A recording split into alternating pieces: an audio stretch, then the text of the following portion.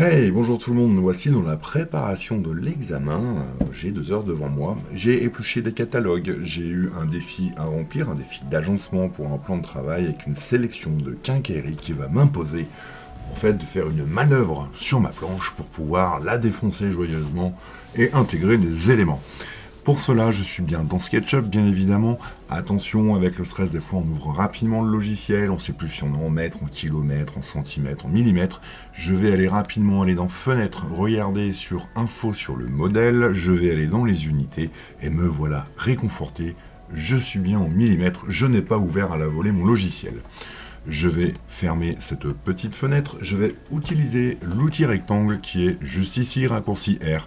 Je clique, je lâche, je donne une dimension. Je vois que le premier chiffre de sélection reste bien l'axe rouge. Je vais donc taper 2500, point virgule, 600. Évidemment, je le fais avec l'outil rectangle. Vous pouvez le faire avec l'outil ligne. Ça marche très très bien. Pour l'examen et l'exercice, rapidement, je vais utiliser l'arcade point raccourci A.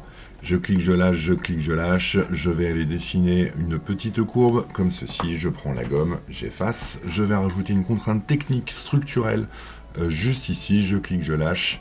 Je reprends la gomme et là j'efface. On pourrait considérer que dans l'exercice, ceci est un angle de mur, une colonne, un pylône, ce que vous voulez.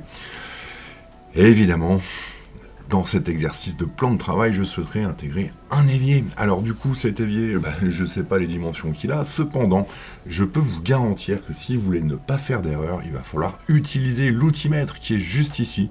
Je vais venir me saisir de cet outil, je vais cliquer, lâcher et lui donner une cote juste là, par exemple. Hop, voilà ici 740. Je vais recliquer, lâcher.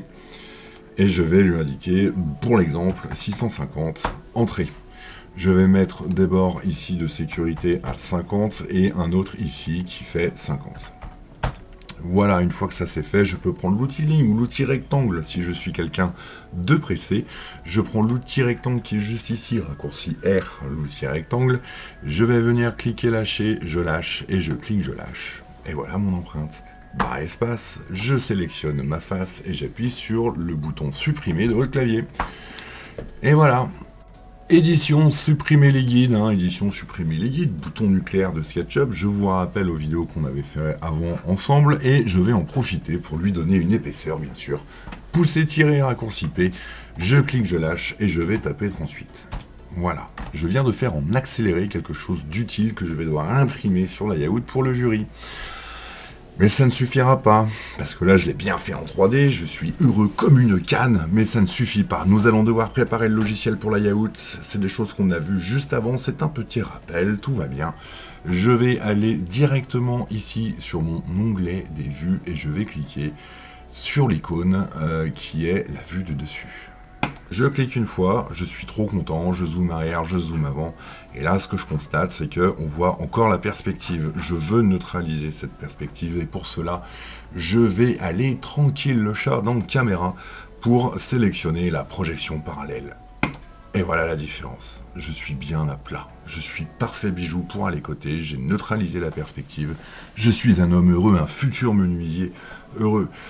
Alors, ça ne suffit pas, parce qu'il faut, à partir de maintenant, rendre ce document agréable, joli et potable. Pour cela, je vais faire appel aux dernières vidéos qu'on a vues ensemble.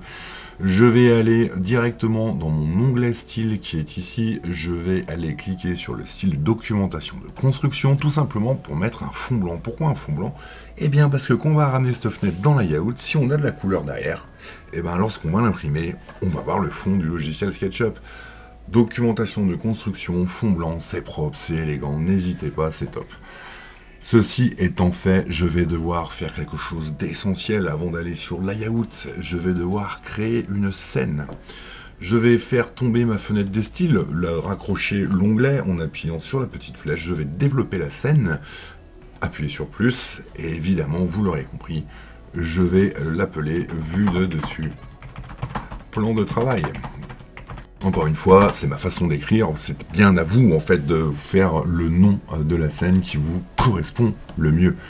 Je clique à côté, je fais clic droit et je fais mettre à jour. Voilà, comme ça, je peux pivoter dans tous les sens, quoi qu'il arrive, si je suis perdu, je reclique sur ma scène Et là, c'est bijou. C'est super. Attention au moment où vous allez l'envoyer dans layout, puisque là, on va y venir. Pensez bien à faire fichier et enregistrer. Voilà. De toute façon, si vous allez dans layout un peu trop vite, vous verrez que, naturellement, SketchUp va vous dire « Ouh là là, mais avant d'aller sur layout, es-tu prêt à enregistrer ton fichier ?» La réponse est oui, vous êtes en examen. Pensez à enregistrer votre fichier directement sur le bureau d'où vous passez l'examen. C'était la première étape récapitulative de ce qu'on avait vu avant. Bientôt la vidéo numéro 2, où on va rentrer cette fois-ci dans layout. À très bientôt.